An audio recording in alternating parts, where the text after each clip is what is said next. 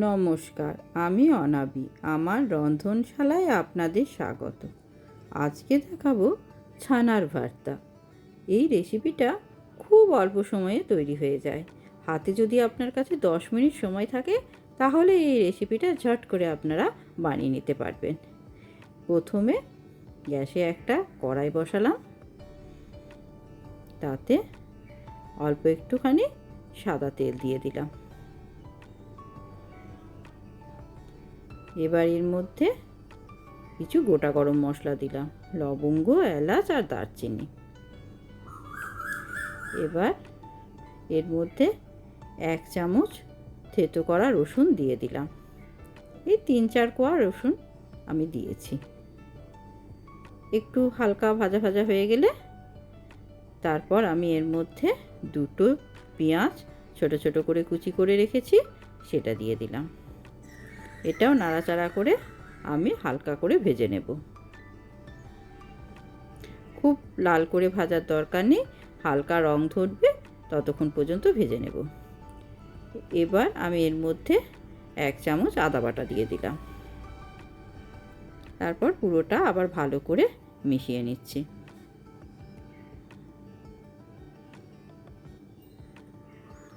একটু নাড়াচাড়া করে ভেজে নিলাম। এবার আমি এর মধ্যে একটু টমেটো ছোট ছোট করে কুচি করে রেখেছি, আমি এখানে 2টো টমেটো দিয়েছি। সেই 2টো টমেটো দিয়ে ভালো করে আবার নাড়াচাড়া করে একটু ভেজে নেব।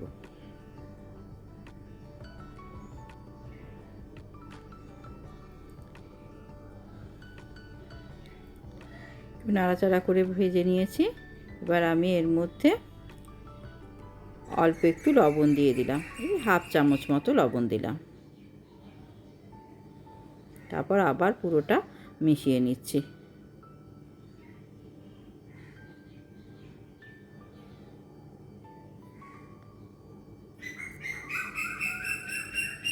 এবার এর মধ্যে 2টো কাঁচা লঙ্কা ছোট ছোট করে কুচি করে রেখেছি, সেটা দিয়ে দিলাম। টমেটোটা আস্তে আস্তে একটু নরম হয়ে আসছে। এবার আমি একটু নাড়াচাড়া করে ভালো করে একটু খুন্তিতে করে চেপে চেপে দিচ্ছি। এবার অল্প একটু হলুদ দিয়ে দিলাম, আর 1/2 চামচ জিরে গুঁড়ো দিলাম, আর 1/2 চামচ ধনে গুঁড়ো দিয়ে দিলাম। তারপর পুরোটা খুব ভালো করে মিশিয়ে নিচ্ছি।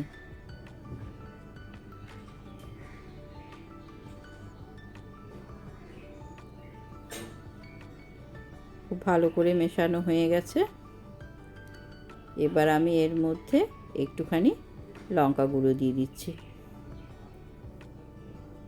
এবার পুরোটা আবার খুব ভালো করে আমি মিশিয়ে নেব।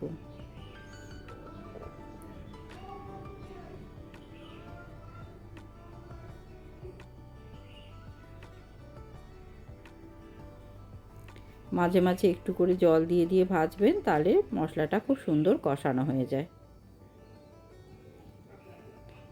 দেখুন বেশ হালকা হালকা তেল রিলিজ হতে শুরু করেছে। এবার আমি এর মধ্যে একটা ক্যাপসিকাম ছোট করে কুচি করে রেখেছি, সেটা দিয়ে দিলাম। তারপর পুরোটা আবার খুব ভালো করে নাড়াচাড়া করে মিশিয়ে নেব। এবার এর মধ্যে আবার অল্প একটুখানি লবণ দিয়ে দিলাম।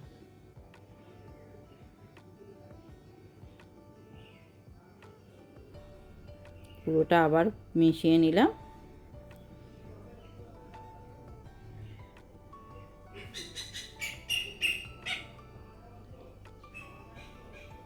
এবার এর মধ্যে অল্প একটু জল দিলাম, জল দিয়ে আবার একটু ভালো করে কষিয়ে নেব।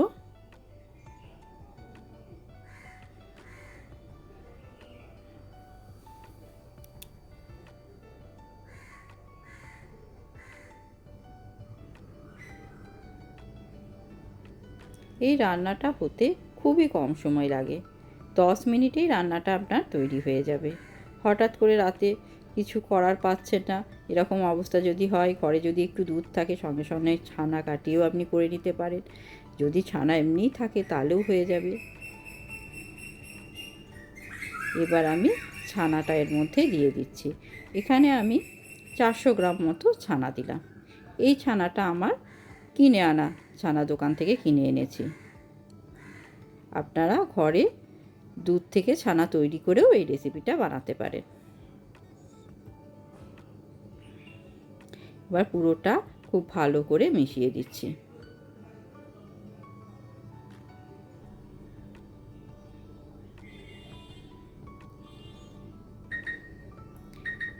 এই রেসিপিটা কিন্তু নিরামিষভাবেও করা যায়।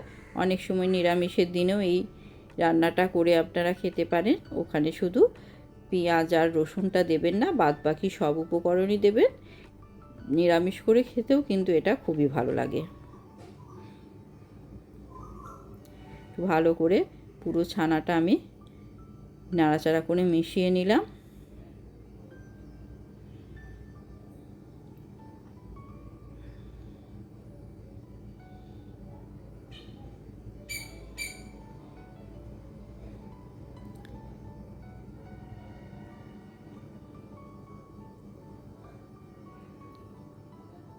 দেখুন ছানাটা একটু ভাজা ভাজা হয়ে এসেছে, একটু একটু করে তেল রিলিজ করতে শুরু করেছে আবার।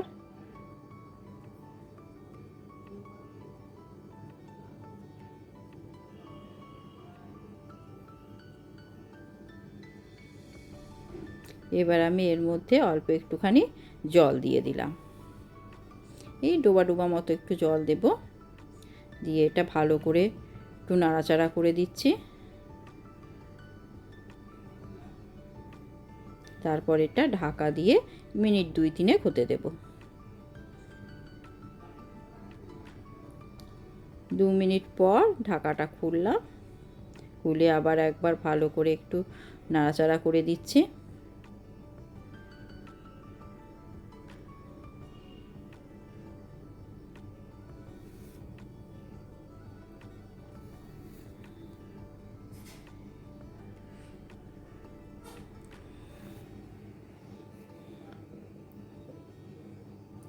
এবার আমি এর মধ্যে অল্প একটু চিনি দিয়ে দিলাম,